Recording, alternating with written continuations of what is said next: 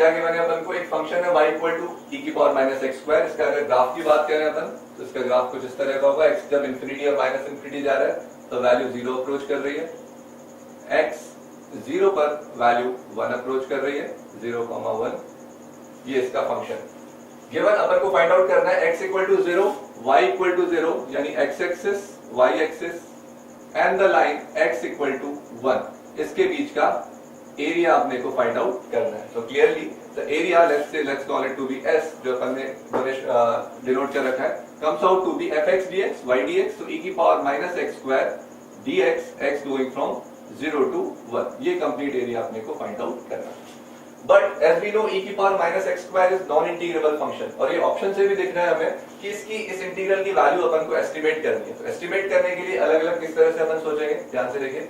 एक अप्रोच तो ये है x इक्वल टू 1, अगर ये लाइन जा रही है x इक्वल टू 1, अगर आप सेपरेटली डील करें, ये अपने फंक्शन का ग्राफ बना, ये x इक्वल टू 1 लाइन, ये पॉइंट क्या हो जाएगा 1, 1 अपॉन e, जैसे x इक्वल टू 1 रखेंगे 1 बाई e।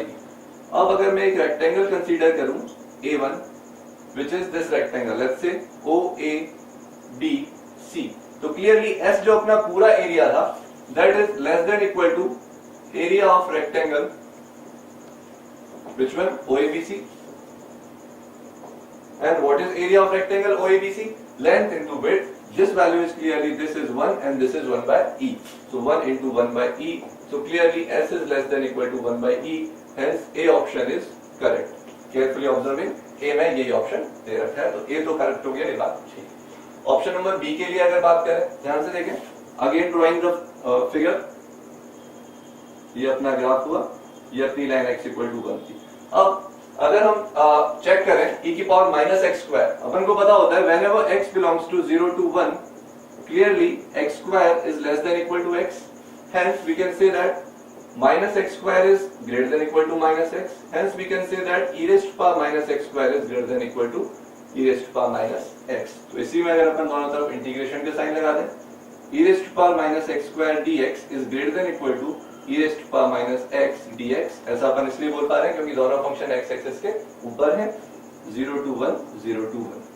तो क्लियरली ये तो अपनी s की वैल्यू हो गई जो हमको फाइंड आउट करना था, और ये एक इंटीग्रेबल फंक्शन है जिसकी वैल्यू यहां से अपन बोल सकते हैं s is greater than equal to, इसका इंटीग्रेशन आ गया e की power minus x 0 to 1, so clearly s is greater than equal to 1 minus 1 upon e, which is our option number b, hence b option is also correct।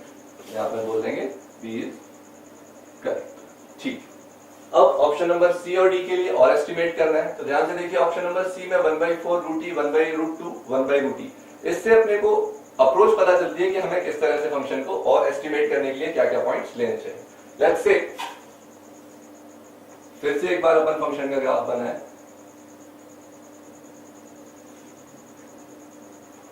x equal to 1, और अगर मैं value लेता हूं x equal to 1/√2, 1/√2 पर जैसे अपन ने value दी, तो 1/√2 से अपने को दिखेगा फंक्शन कि अगर 1/√2 पर मैं एक रेक्टेंगल बनाता हूं, ये x इक्वल टू 1/√2 पर, यहां से देखिए फंक्शन की वैल्यू जाएगी e raise to power minus half 1/√2 का होल स्क्वायर। तो एक रेक्टेंगल बनाते हैं अपन, ठीक है। तो क्लियरली जो एरिया S है इन दोनों रेक्टेंगल्स का, अगर मैं इसको बोल दूं A2 और इस रेक्टेंगल को बोल दूं मैं A3, so S is always less than equal to, less than in fact A3 plus A4, less than equal to area of this rectangle। Clearly this length is 1/√2 and this length is 1, clearly this length is 1 upon E, ठीक है।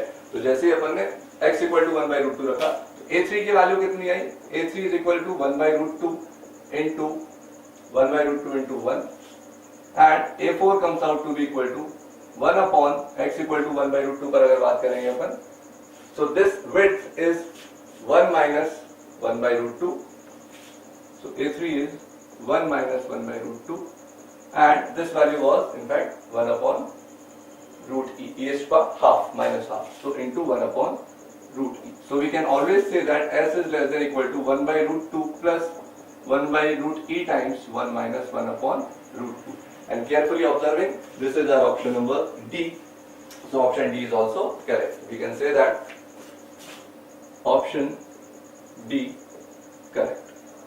Now coming to option number C, how can we conclude option number C is correct or not? This needs a little analytical approach. देखते हैं कैसे. फिर से एक बार function का ग्राफ ड्रॉ करेंगे अपन. तो graph is something like this. ठीक है, this was x equal to 1.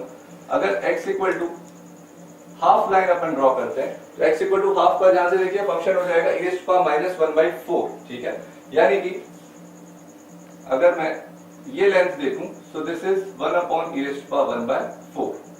This length, this is 1 upon e to power 1/4 x equal to 1/2 पर. और अगर x इक्वल टू 1/2 के बाद ये वाला एक रेक्टेंगल अपन ले x इक्वल टू 1 से जाने वाला, यानी एक तो रेक्टेंगल लिया अपन ने, let's say A4, let's call it A4 and let's call this rectangle A5. ठीक है, तो क्लियरली S जो कंप्लीट एरिया है वो A4 प्लस A5 के सम से तो छोटा ही है.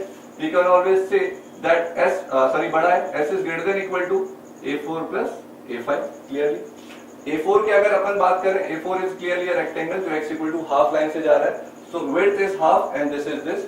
So value of A4 is 1/2 e raised to power 1/4 and value of A5 is 1 minus 1/2 width यानी half, और ये value कितनी आ रही है, x equal to 1 पर थी, 1 upon e.